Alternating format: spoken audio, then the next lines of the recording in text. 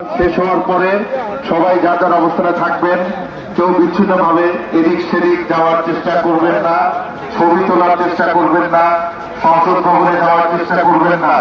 আর এখন অনুরোধ করছি, আমরা যারা এখানে আছি দোয়া করব, পাশাপাশি আমরা খেয়াল রাখবো কেউ যাতে আমাদের মধ্যে এসে বিশৃঙ্খলা তৈরি করতে না পারে, সেই জিনিসটা অবশ্যই আমরা খেয়াল রাখবো।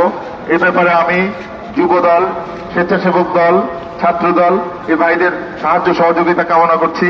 আপনারা খুব সূক্ষ্ম দৃষ্টি রাখবেন, সব দিকে খেয়াল রাখবেন, যাতে সবাই সুন্দর করে জানাজার নামাজ আদায় করতে পারে এবং যাতে কেউ সংসদ ভবনের ভেতরে ঢুকে ছবি তোলা বা অন্য কোনো কাজে সময় নষ্ট না করে বা বিশৃঙ্খলা তৈরি করতে না পারে।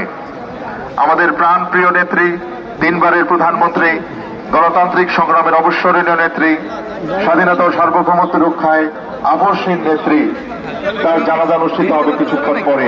আপনাদের সহযোগিতা একান্তভাবে চাইছি। আমি দেখছি সবাই সহযোগিতা করছেন। মিরপুর রোড থেকে এখন খুব ভালোভাবে পেছনের দিকে যাওয়ার ব্যবস্থাও হয়েছে, কিন্তু আমি অনুরোধ করবো আপনারা আরো দ্রুত পেছনের দিকে যান, আরো দ্রুত আপনারা কাজটা করেন। এবং পেছনের রাস্তায় অনেক খালি আছে, খামার বাড়ি থেকে শুরু করে মণিপুরি পাড়া, ফার্ম গেট এবং আমাদের সংসদ ভবনের যে বড় বড় 3-4টা মাঠ আছে, এই মাঠগুলোর তো পর্যাপ্ত জায়গা আছে, খুব সুন্দর জায়গা হয়ে যাবে। সবাই পেছনের দিকে গেলে আপনারা রোডের পাশে যারা দাঁড়িয়ে আছেন তারা কাতার করবেন। যত তাড়াতাড়ি আমরা পেছনে পাঠাতে পারবো তাদেরকে, আমাদের পক্ষে কাতার করা তত সহজ হবে। সেই জন্য আপনাদের সহযোগিতা একান্তভাবে চাই।